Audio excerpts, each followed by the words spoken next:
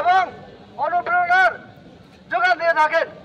এছাড়া সচিবালয়ের সর্বস্তরের সকল মন্ত্রণালয় বিভাগের সহকর্মী বৃন্দ, আসসালামু আলাইকুম।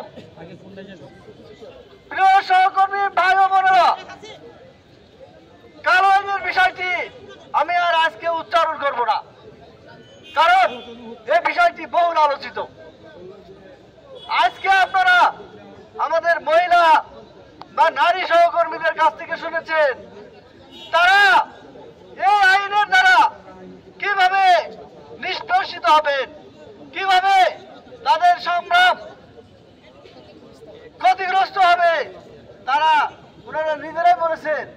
এছাড়া আরো উল্লেখ করেছেন যে এই ইন্টারিম গভর্নমেন্টের 3 জন অ্যাডভাইজার মহিলা আছেন, তাদের কাছে নিবেদন পেশ করেছেন এই কালো আইন সম্পূর্ণরূপে প্রত্যাহার না হওয়া পর্যন্ত আমাদের সচিবালয়ের কোন মহিলা সহকর্মী এবং পুরুষ ভাইরা কেউ কর্মে সুষ্ঠু কর্ম পরিবেশে, সুন্দর শৃঙ্খলামূলক কর্ম পরিবেশে আত্মনিয়োগ করতে পারছেন না।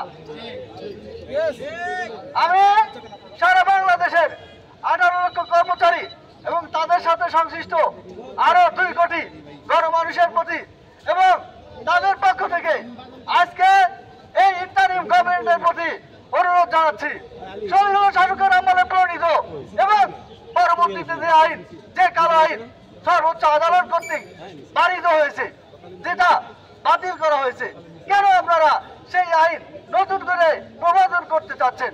আমার প্রশ্ন, এই আইন যতদিন ছিল না ততদিন আপনারা এসেছেন, কর্ম পরিবেশের কি ক্ষতি হয়েছে আর এটা প্রবর্তন করার ফলে কি লাভ হয়েছে? আমি এই প্রশ্নের উত্তর সবার পক্ষ থেকে দিচ্ছি।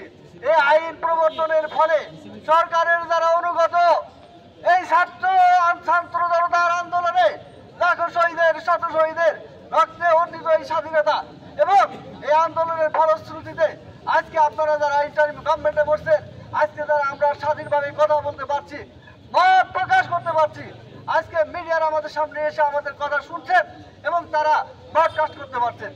এই আইন প্রবর্তনের ফলে সকলের কণ্ঠরোধ করা হয়েছে। অবৈধ কালো আইন